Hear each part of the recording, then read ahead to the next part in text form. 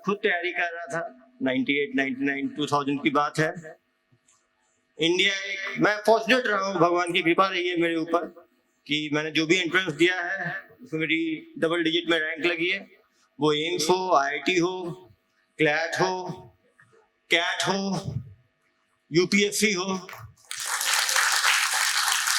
PG exam हो। मैं fortunate रहा हूँ कि मैंने MBBS और MD भारत के प्रतिष्ठित इंस्टीट्यूट एम्स दिल्ली से किया है।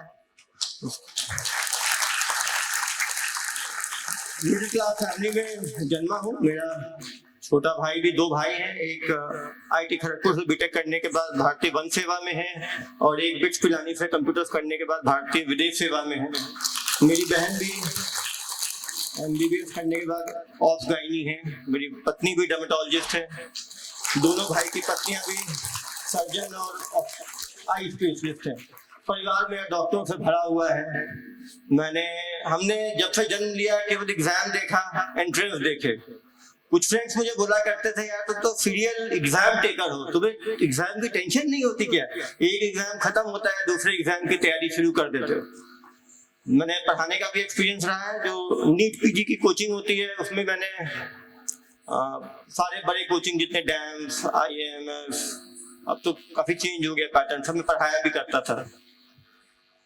सब तरह के बच्चों को देखने का मुझे सौभाग्य मिला। भारत के टॉप इंस्टीट्यूट्स में रहने के कारण ब्राइट स्टूडेंट्स के साथ मेरा हमेशा रहना रहा।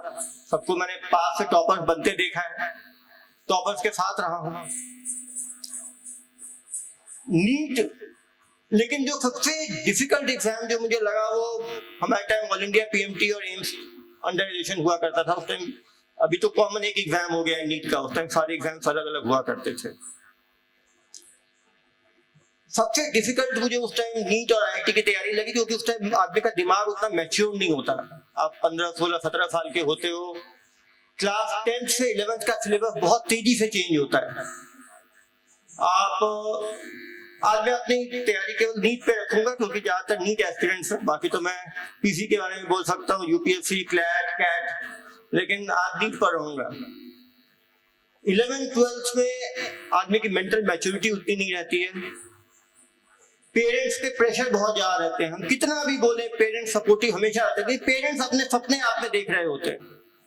पेरेंट्स को हर चीज चाहते हैं आप करो जो वो नहीं कर पाए, या वो कर पाए हैं तो उनकी अपेक्षाएं और ज्यादा है। वो चाहते हैं वो उनसे आप ऊपर जाओ। दुनिया में यही एक चीज है जो आदमी कोई कम्पीट नहीं करता, कोई अपने बच्चों से कम्पीट नहीं करना चाहता। मेरे पापा मम्मी दोनों इंजीनियर थे, तो उनकी चाहत थी कि मैं डॉक्टर बनूं। मेरा बायोलॉजी मैथ दोनों था। फिजिक्स केमिस्ट्री मेरी अच्छी स्ट्रेंथ थी। बॉटनी जूलॉजी थोड़ा ये था, क्योंकि मैथ्स मेरा ज्यादा फेवरेट था। मुझे याद करने में थोड़ी प्रॉब्लम आती थी। तैयारी बहुत तरह से होती है। स्ट्रैटेजी, बहुत लोगों ने बताया स्ट्रैटेजी बहुत जरूरी है। ये चीज मैंने देखा है कि फिजिक्स के बॉटनी जूलॉजी तो जो आदमी एफर्ट करेगा वो उसको ग्रैस्प कर सकता है। जैसा लोगों ने बताया, NCERT पढ़ना एक चीज है, पढ़ के समझना एक चीज है, समझ के एग्जाम में रिप्रोड्यूस करना एक चीज है। आप प्रोस्पेक्टिव भी पढ़ें, रेट्रोस्पेक्टिव भी पढ़ें, दोनों काम आता है। MCQ देखें, MCQ के चारों चॉइसेस देखें। चॉइस क्यों बनाए जाते हैं? चॉइस कंफ्यूज करने के लिए बनाए जाते हैं। तो आप समझे कि A आंसर है तो B क्यों नहीं है, C क्यों नहीं है, D क्यों नहीं है। B, C, D क्यों दिया गया है क्वेश्चन पेपर में? कुछ ना कुछ तो कंफ्यूजन क्रिएट करने के लिए दिया गया होगा। B किसका आंसर होगा, C किसका आंसर होगा, D किस क्वेश्चन का आंसर होगा। जब आप ये सोचना शुरू कर दोगे, आप एक चीज निकालो, उसमें कितने MCQ बन सकते हैं खुद बनाओ। हाँ, ये बन सकता है, ये बन सकता है, ये बन सकता है। आप दूसरे से पूछो, वो आपसे पूछे। अच्छी स्टडी पार्टनर बनाए, कभी भी कंपीट ना करें। हमारे यहाँ प्रॉब्लम क्या है, हम दोस्ती बहुत दिखाते हैं, लेकिन हमें जलन ज्यादा होती है, दोस्ती कम होती है। हमें ये टेंशन होती है वो आगे में निकल जाए, दुनिया आगे निकल जाए, कोई प्रॉब्लम नहीं है। नीट पूरे देश भर का कंपटीशन है। यदि हम मिलके पढ़ेंगे सबकी अच्छी रैंक आएगी, कोई एक सीट नहीं है। मुझे याद है जब हम DM की मैं तैयारी कर रहा था, किस्मत अच्छी है, हमारे MD के बाद DM होता है। पूरे भारतवर्ष में पहली रैंक आई थी DM में। हम लोग 3 लोग तैयारी कर रहे थे। मेरी फर्स्ट रैंक आई, दूसरे की सेकंड आई, तीसरे की थर्ड आई, बाकी दोनों के जीबी पंत में और एम्स में रैंक लग गई। कहने का मतलब मेरा ये नहीं है कि हमें अभी हम ईर्ष्या रखेंगे तो कभी आगे नहीं बढ़ पाएंगे। पूरे टाइम में दिमाग में वो चलता रहेगा, उसने कितना पढ़ लिया, उसने कितना पढ़ लिया, उसने कितना पढ़ लिया। हर के पढ़ने का स्टाइल अलग है। स्टाइल को अच्छी चीजें जो अपने सुनो सबकी, लेकिन आपके अपने ऊपर कौन सा अडेप्ट हो सकता है, हमें कौन सा सूट करता है वो देखना है। सचिन भी खेलता है, सहवाग भी खेलता है, कोहली भी खेलता है, सबके अपने स्ट्रेंथ है, एक दूसरे को कॉपी नहीं कर सकते। कुछ अच्छी चीजें बेसिक प्रिंसिपल को कुछ बेसिक प्रिंसिपल से थम सबकी। एक तो मेहनत जी तोड़ करनी, जितना कर सकते हो उतना करो। मुझे भी संतोष राय सर बोल रहे थे कि आप कितना सोते हो, मैंने कहा यार तो 2 बजे सोता हूँ, 6-6 बजे उठ जाता हूँ। 4 घंटे काफी है क्या? मैंने कहा रूटीन रहा है और भगवान की कृपा है कि मैं 4-5 घंटे में फिट रहता हूँ। यदि आप 12, 14, 15 घंटे पढ़ सकते हो तो यह सब पॉजिटिव चीज है, इसमें शर्माने की आवश्यकता नहीं है, कोई शर्माने की आवश्यकता नहीं है। बहुत लोग जब अच्छा करते हैं तब बोलते हैं 2 घंटा पढ़ते हैं, 1 घंटे पढ़ते हैं। लेकिन मैंने कहा कि दुनिया में अच्छे बच्चों के साथ मेरी संगति रही है, भगवान का कृपा रहा है मेरे ऊपर। हर आदमी पढ़ता है, जो पढ़ता है वही अच्छा करता है। बिना हार्ड वर्क के कोई नहीं करता। जो टॉपर्स है जब रिजल्ट के पहले टॉपलेस हालत में रहते हैं, टॉपर्स के बाद वो भाषण देते हैं 1 घंटा पढ़ते थे, आधा घंटा पढ़ते, वो आपको केवल भ्रमित कर रहे हैं। बिना मेहनत के कोई आगे नहीं बढ़ सकता। पढ़ने का स्टाइल थोड़ा अलग अलग हो सकता है। दूसरा, जो कंटिन्यूटी की लोगों ने बात करी, हमारे यहाँ मेडिकल कॉलेज में बहुत इस तरह के प्राणी थे, अरे हम तो रात भर सोए रह गए, क्या होगा एग्जाम में। और उनके रूम में देखो लाइट जली, वो लाइट बंद करके अपना छोटा टॉर्च में पढ़ रहे हैं, जिससे लोगों को ऐसा लगे कि मैं पढ़ते ही नहीं। मुझे बायोलॉजी में थोड़ा उतना स्ट्रॉन्ग नहीं था। जब मेडिकल कॉलेज में गया तो मुझे मेडिकल में बुक्स बहुत मोटी मोटी होती है, मैं फर्स्ट ईयर में फेल हो गया। एम्स दिल्ली में सुसाइड रेट बहुत हाई है, हर साल 50 में 3-4 तो निपट ही जाते हैं कोर्स करते करते। लोगों ने कहा ये भी गया है, मैंने 6 महीने पीछे कर दिया, मुझे कोई टेंशन नहीं। 50 से 5 हो गए, वैसे ही 50 से कौन बहुत ज्यादा से 5 हो गए, अलग थलग पड़े हुए हैं आराम से, हिम्मत नहीं हारी। और मैं 1 बार पढ़ू, 2 बार पढ़ू, पहले 3 वर्ड याद हुआ, फिर 5 वर्ड याद हुआ, फिर पेज याद हुआ, पूरा पेज मेमोरी में रह गई। ये फायदा हुआ कि जब पीजी एंट्रेंस में पूरे भारतवर्ष में मेरी 42 रैंक लगी, और उसके बाद 2005 में एमबीबीएस कंप्लीट किया मैंने। 2012 में जब सिविल सर्विस दिया तो मैंने ऑप्शन मेडिकल साइंस रखा, जिसमें लोगों के हाथ पे ठंडे पड़ जाते हैं। 7 साल बाद, और पहले अटेम्प्ट में मेरा सिविल सर्विस जनरल में 30 लास्ट एज होता है, मैं लेट तैयारी स्टार्ट की। 1 अटेम्प्ट था, मेरे 2 छोटे भाई तैयारी कर रहे थे, वो भी एक भाई 5 साल छोटा है, एक भाई 7 साल छोटा है। दोनों बोले भैया 1 अटेम्प्ट है, अच्छी खासी। मेरी शादी हो गई थी 2010 में, नई शादी हुई थी, शादी भी टूट जाती है तैयारी के चक्कर में। एक चीज है, किसी चीज से आप मोहब्बत करते हो तो आप ये नहीं सोचते कि मिलेगा कि नहीं मिलेगा, एक ही है, मिलना है, लेके रहूंगा। यदि आप किसी चीज से प्यार करते हो तो आप ये नहीं सोचते कि नहीं होगा तो क्या होगा, ये होगा तो क्या होगा, वो होगा तो क्या होगा। वो तभी सोचते हो जब प्यार नहीं, डोंडा बिजनेस कर रहे हो। बिजनेस में और प्यार में बहुत बड़ा अंतर होता है। बिजनेस में हम प्रॉफिट लॉस देखते हैं, प्यार में हम टारगेट देखते हैं। जब मैं 2012 में तैयारी कर रहा था, मेरी वाइफ एक्सपेक्टेंट थी, प्रेग्नेंट थी। 1 अटेम्प्ट था। दुनिया में कहने वाले मेरे फादर इन लोग बोले, मैं तो एम्स का पोस्ट ग्रेजुएट समझ के शादी किया था, ये तो कहाँ फंस गया। कहीं लोग कहेंगे, लोग कहते रहेंगे, दुनिया में कोई कितना भी सफल हो, क्रेडिट तो सबके होंगे। जब लोग महात्मा गांधी की आलोचना कर देते हैं तो हम क्या चीज हैं।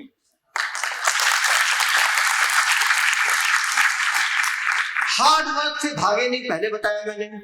अच्छे स्टडी पार्टनर्स बनाए, पॉजिटिव लोगों के साथ रहे, ऑप्टिमिज्म के साथ रहे। जिंदगी में निराशा बहुत बार साथ आती है, निराशा से दूर रहना है।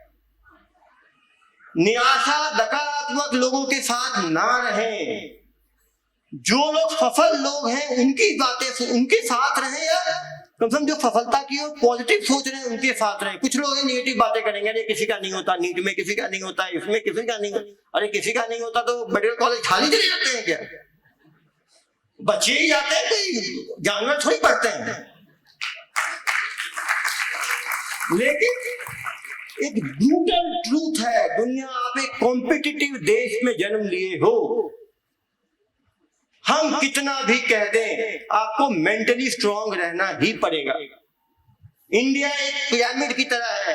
यदि हम 90,000 MBBS ग्रेजुएट बन रहे हैं तो 20,000 पोस्ट ग्रेजुएट बन रहे हैं, उसके आगे 5,000 सुपर स्पेशलिस्ट बन रहे हैं। आजकल तो सुपर स्पेशलिस्ट के बाद भी लोग फेलोशिप कर रहे हैं, वो तो मुश्किल से 500,000 बनते हैं।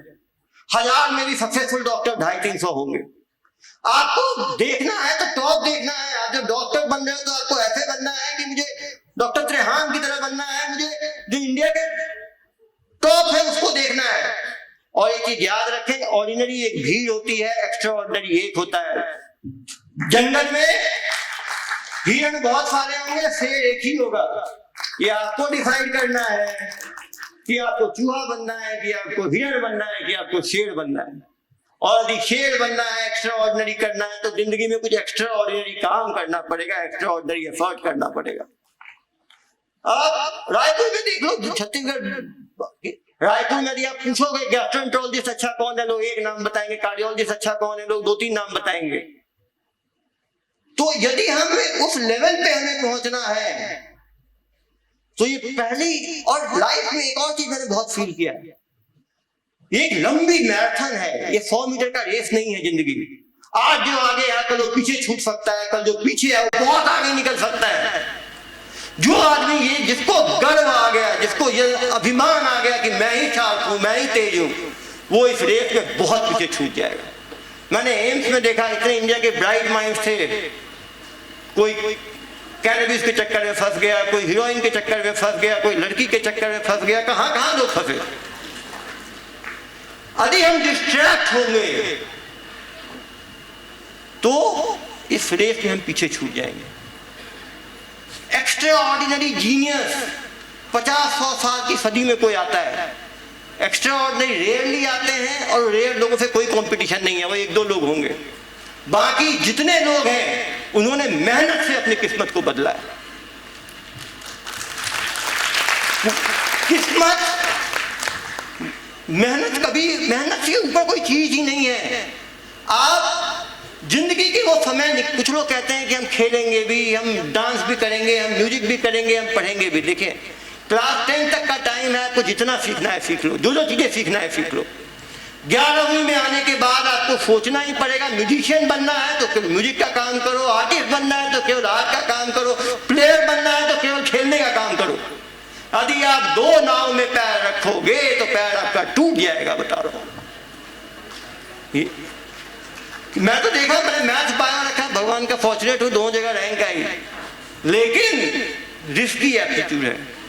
पढ़ने में, केवल पढ़ाई में, यदि किसी को पढ़ना है, किसी ने अपना एम नीट बना रखा है, तो सोना भी नीट सोच के है, खाना भी नीट सोच के है, बैठना भी नीट सोच के है, पूरे समय सोचना ही नीट से रिलेटेड चीजें।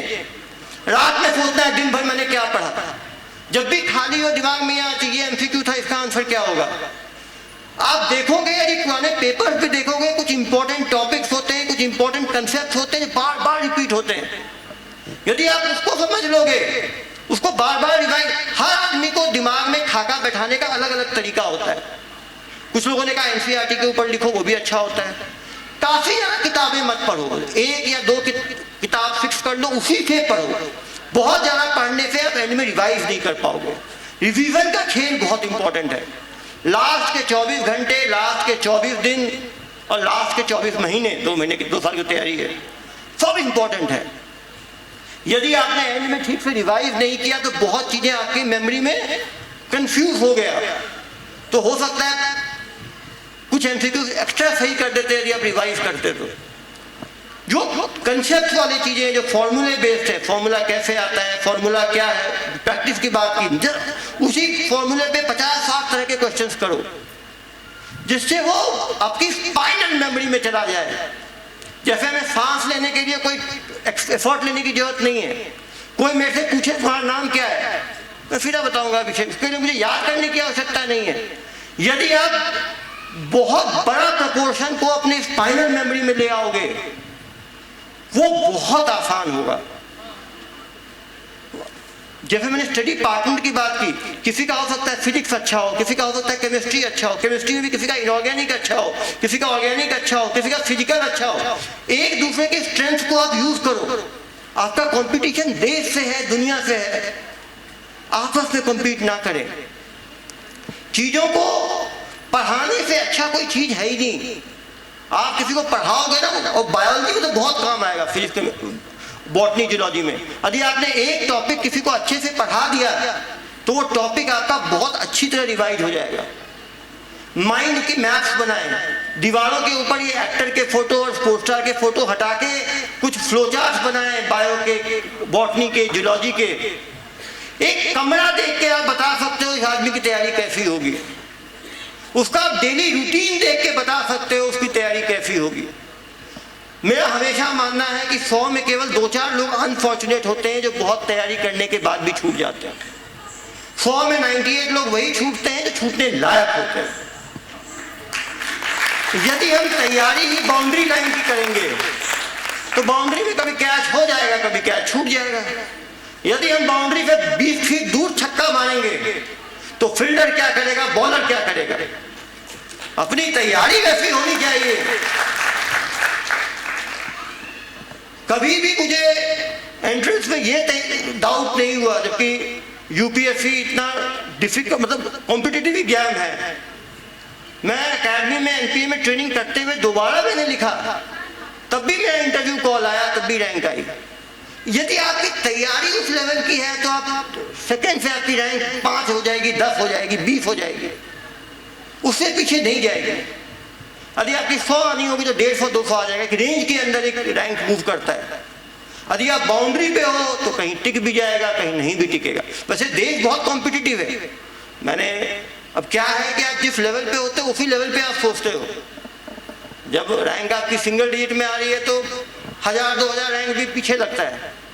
जब आप तैयारी आपकी 1000 से 10,000 वाले स्फीयर का है, क्योंकि मैंने एक रेंज देखा है। कुछ लोग सिंगल डिजिट में घूमते हैं, कुछ डबल डिजिट में घूमते हैं, कुछ ट्रिपल डिजिट में घूमते हैं।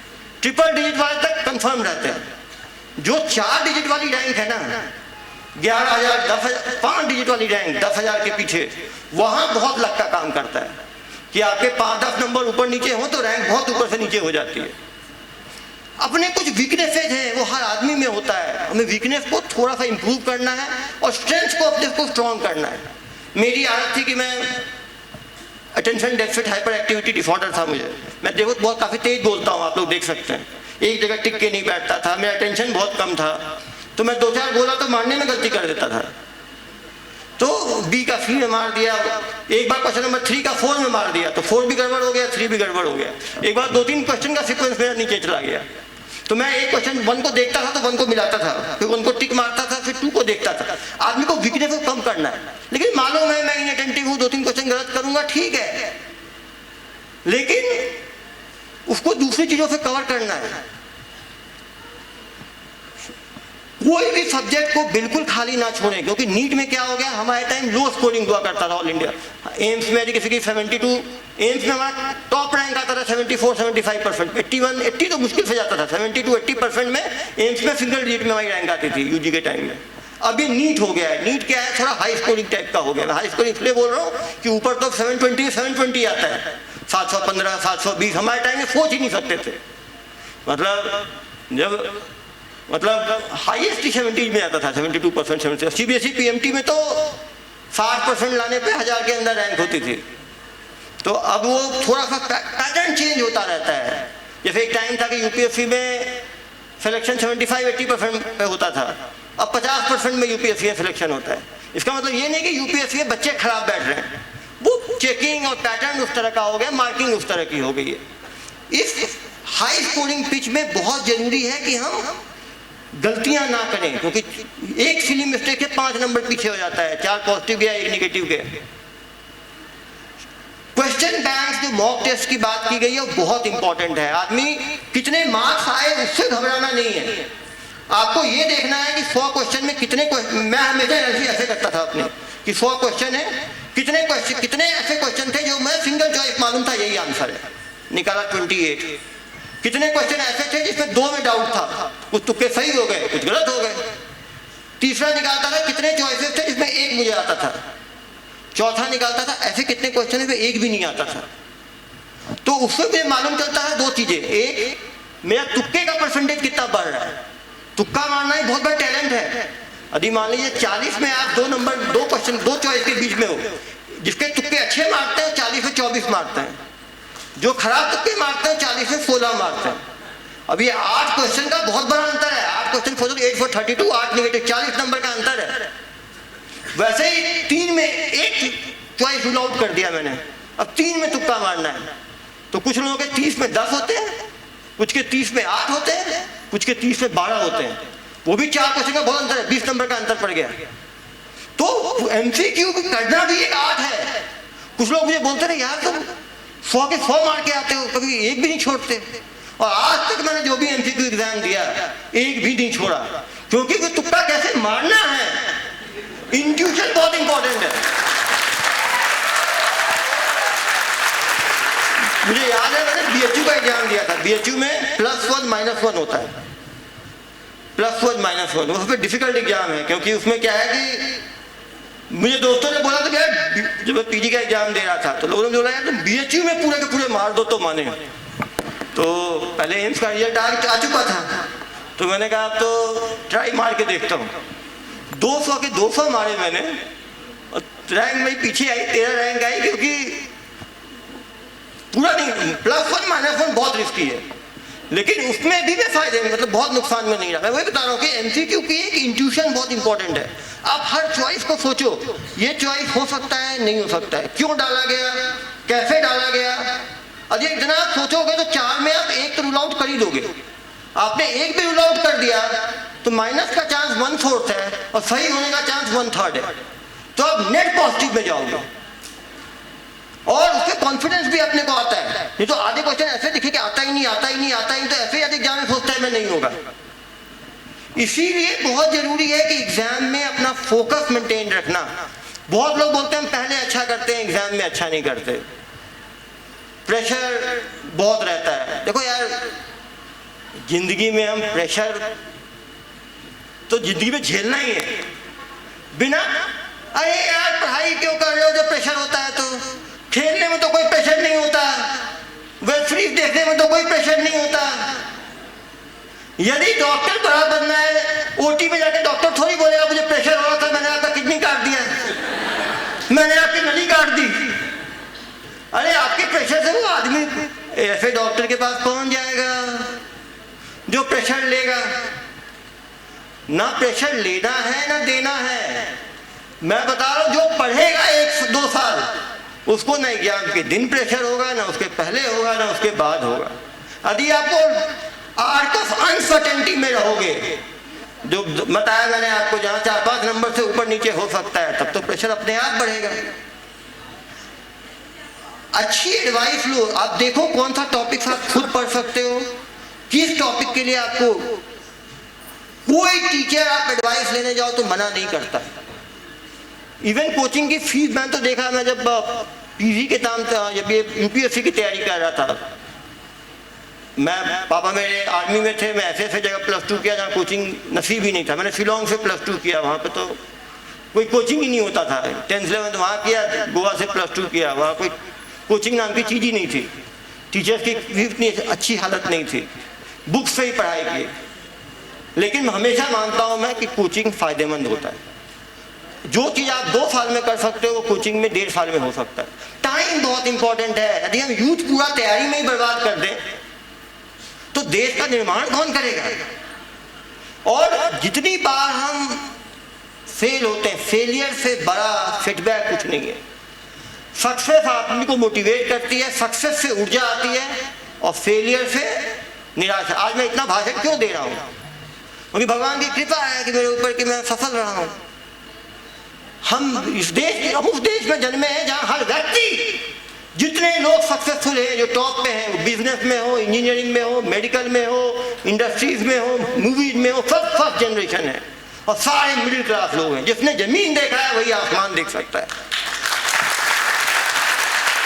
निगेटिव लोगों पे ना जाए। मेडिकल के अंदर जब मैं गया, लोगों ने कहा जो जिनके डॉक्टर पेरेंट्स हैं उनके बच्चों को बड़ा फायदा है, जिनके कैटेगरी है उनको बड़ा फायदा है। ये निगेटिव लोग 10 तरह की चीजें बताएंगे।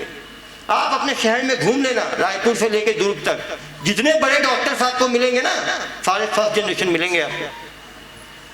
क्योंकि वो जो जिस आदमी ने, जो लोग प्रेशर की बात करते हैं ना, जो प्रेशर देखा है वही तब के लोहा बनता है, तब के सोना बनता है। जिसने प्रेशर देखा ही नहीं ना, जो स्ट्रगल मैंने किया वो मेरे सुपुत्र ने नहीं किया, वो नहीं कर रहा है। तो बहुत बड़ा ये है कि जो बड़ी जो एजुकेटेड फैमिली में जन्मे होते हैं उनको ये फायदा होता है कि सुबह से शाम तक पेरेंट्स उसी में लगे रहते हैं, उनको एक इंड्यूसिव एनवायरनमेंट मिलता है। लेकिन पीयर लर्निंग से अच्छी कोई चीज नहीं है। हमारे घर में तो ऐसा था कि 4 भाई बहन थे हम लोग, ऐसा कोई साल नहीं था कि कोई बोर्ड एग्जाम नहीं देता था, और ऐसा कोई साल नहीं था कि कोई एंट्रेंस नहीं देता था। मतलब हर साल मई जून में एंट्रेंस चलता ही चलता था। और इसीलिए बहुत इंपॉर्टेंट है कि आप हमेशा नीचे वालों के लिए मेंटर की तरह बने। मैंने मेडिकल कॉलेज में देखा, बहुत लोग कंपीट करते हैं, वो मेरे से आगे निकल जाएगा, अरे पीजी एग्जाम में वो पहले निकल जाएगा, मैं पीछे छूट जाऊंगा। आगे पीछे तो जिंदगी में चलता है, जिसको जाना है वो 35 साल में। मेरे एम्स के DM cardiology friends, heart attack आ गया कोरोना के बाद, चल बसे। आगे पीछे तो कोई नहीं जानता केवल। लेकिन जो 11th-12th के बच्चे हैं उनके लिए बताता चाहता हूँ, कोचिंग आप लोग खुश नसीब हो कि आपको टीचर्स अच्छे मिले। एक्सपीरियंस अच्छे के साथ एक्सपीरियंस का फायदा होता है। जो 15 साल 20 साल से पैटर्न को देख रहे हैं, क्वेश्चन पेपर्स को देख रहे हैं, उनको पता होता है कि क्या। और एक ही हमेशा याद रखें, अच्छा स्टूडेंट होना एक चीज है, अच्छा टीचर होना एक चीज है। जैसे क्रिकेट में अच्छा प्लेयर होना, अच्छा कोच होना, अच्छा एडमिनिस्ट्रेटर होना, तीनों अलग अलग चीजें हैं। वैसे यहाँ पे अच्छा स्टूडेंट होना, अच्छा टीचर होना, अच्छा एडमिनिस्ट्रेटर होना। काफी लोग ये बोलते हैं इनका खुद ही सिलेक्शन नहीं हुआ है, हमें क्या पढ़ाएंगे। ये याद रखना, जो लेबर ही बिल्डिंग बनाते हैं वो आर्किटेक्ट नहीं बनाते, ड्राइंग बना के चले जाते हैं।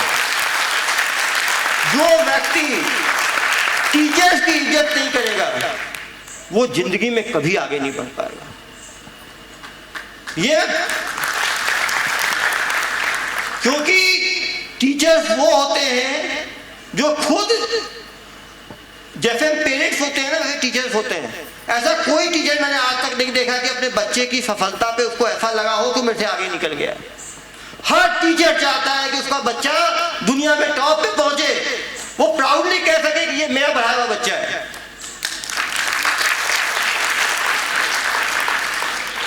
आप कोई भी चीज, आपको कोई भी सेल्फ डाउट हो, जाएं टीचर से मिले कि सर मेरा ये टॉपिक समझ नहीं आ रहा, सर इसमें मैं कैसे इंप्रूव करूं। एक तो होता है सेल्फ फीडबैक। यदि आप शाम रात में बैठ के खुद सोचोगे तो खुद आप उस तरीके सोच सकते हो। खुद से समझ नहीं आ रहा, टीचर से जाके मिले, अपने जो आपके साथी गण है उससे मिले। टाइम बहुत कॉस्टली है, टाइम बहुत कॉस्टली है। एक बार टाइम निकल गया दोबारा नहीं आएगा। और जब जब आप फेल करोगे एक फ्रस्ट्रेशन बढ़ेगा, आपका सेल्फ कॉन्फिडेंस कम होगा, सेल्फ डाउट बढ़ेगा और आप कमजोर होते चले जाओगे। जितनी बार आप जल्दी आप निकलोगे, आपका self confidence, self esteem, self pride बहुत ऊंचा रहेगा।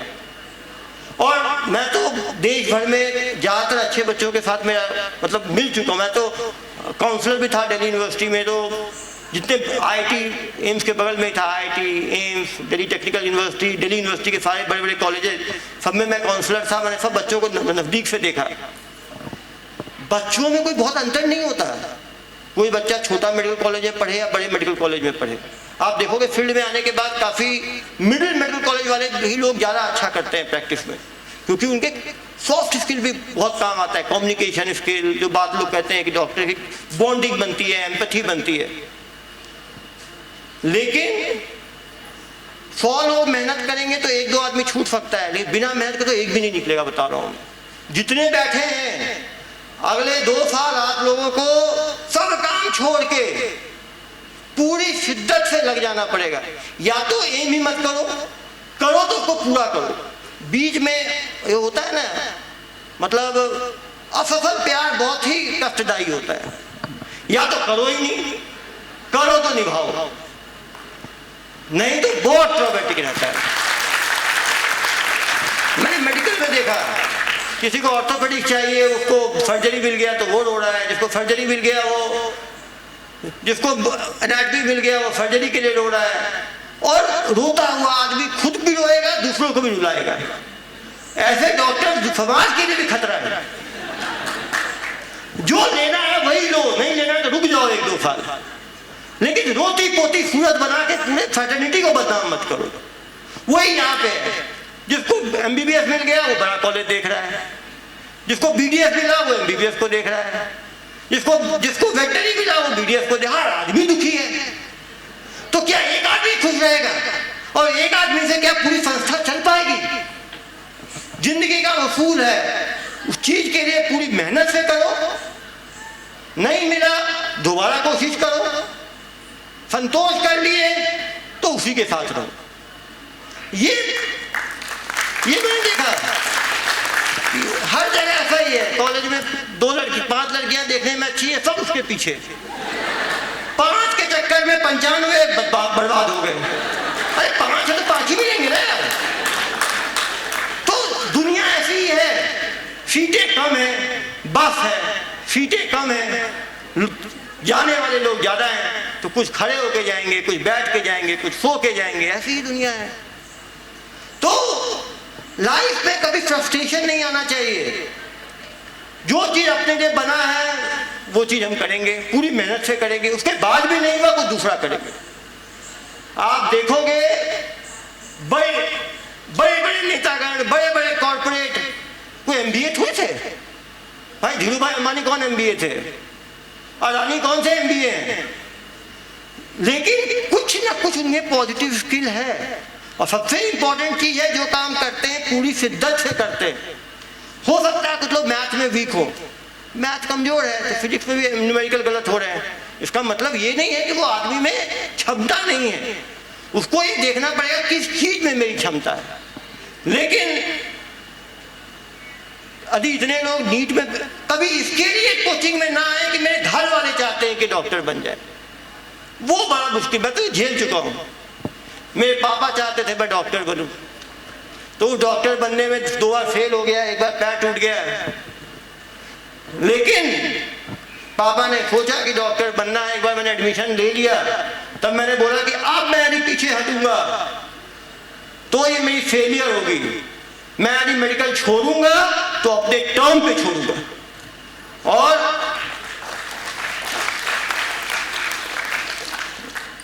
कैट में मेरी पूरे देश भर में 4th रैंक आई। IIM अहमदाबाद से मुझे कॉल आया। जब मेरा इंटरव्यू हुआ तो मैं एम्स में पोस्ट ग्रेजुएशन कर रहा था। मुझे सर बोले यार तुम कितनी सीटें बर्बाद करोगे? मैंने कहा सर बर्बाद नहीं कर रहा हूँ, तो कोई दूसरा ले लेगा, काउंसलिंग अटेंड नहीं कर रहा हूँ मैं। हर चीज जो शुरू से एंड तक पढ़ते हो ऐसे पढ़ो कि काम आए। जब मैं इंडिया में क्या है, डिस्क्रिमिनेशन बहुत है। जब मैं 11th-12th में हमें लगता था साइंस के स्टूडेंट है, वो कॉमर्स वाले थोड़े पीछे है, 8th-12th तो बिल्कुल ही पीछे है। हिस्ट्री ज्योग्राफी है, ये तो हमारा काम थोड़ी है। जब मेडिकल में आया तब वो अरे यार रेडियोलॉजी, और रेडियोलॉजी एक टाइम था कोई लेना नहीं चाहता था, फिर हम आए तो पैसा आ गया सब रेडियोलॉजी के पीछे। तो ये था रेडियोलॉजी में कुछ पसंद था, मैंने कहा यार करना तो रेडियोलॉजी करता हूँ, जब दुनिया कर रही है यही अच्छा होगा। उम्र भी ऐसी होती है, जब आप 17, 22, 23 साल के होते हो तो उस टाइम दुनिया का पता नहीं होता। इंडिया में चूहे की दौड़ है, काला चूहा, हरा चूहा, भूरा, सब भाग रहे हैं चूहे। एक भागेगा उसके पीछे 100 भागेंगे, वो पता नहीं अच्छा हो या खराब हो। मुझे याद है जब मैं रियल घटना है बता रहा हूँ मैं एम्स की, मेरा एक फ्रेंड था, उसकी एम्स में 32 रैंक आई पोस्ट ग्रेजुएशन में। तो मेरा जूनियर था, उसने बोला कि सर मैं तो कलर ब्लाइंड हूँ, मुझे तो केवल ऑफ्थेल्मोलॉजी मिल रहा है, ले लूँ क्या? मैंने कहा यार कलर ब्लाइंड हो तो फंडस नहीं देख पाओगे, कुछ नहीं देख पाओगे। कहा सर आप मेरा करवा दीजिए बस। मैंने कहा यार उसमें कलर ब्लाइंडनेस की बुकलेट आती है, उसमें 42, 53 डिजिट देखना होता है। मैंने कहा देख यार मैं बयान कर नहीं पाऊंगा, मैं इतना कर देता हूँ कि सारे बुकलेट के ऊपर नंबर पे छोटा छोटा 1, 2, 3 लिख दूंगा, तुम याद कर लेना। पेज नंबर 14 में 32 है, पेज नंबर 15 में 54 है। वो बंदा रात में पूरा रट दिया 100 पेज, और जैसे बुकलेट आई टकाटक 42, 54, 67। रियल घटना बता रहा हूँ। दूसरी, मेरा बीच वाला भाई है, वो अभिनव पल्लव नाम है उसका, वो DFO बालाघाट है।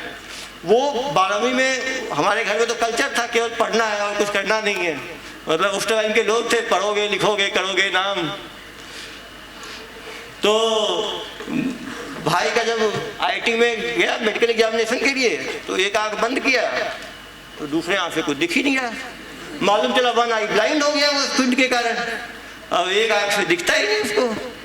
तो घर में बहुत टेंशन हुई, ठीक है। अब उसका इधर यूपीएससी का मेडिकल था तो उसने मुझे बोला कि भैया वो कैसे पढ़ूंगा।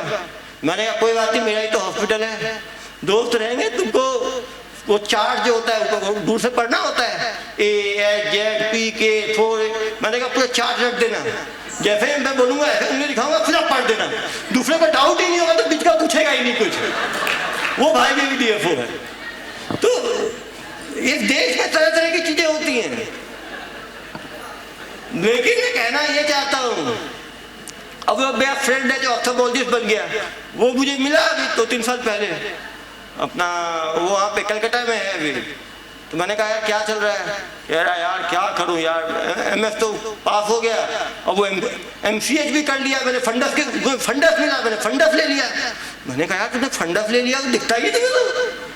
कहता है यार क्या करूँ मैंने कहा ठीक है कुछ दूसरे आई के स्पेशलिटी में चेंज हो जाओ।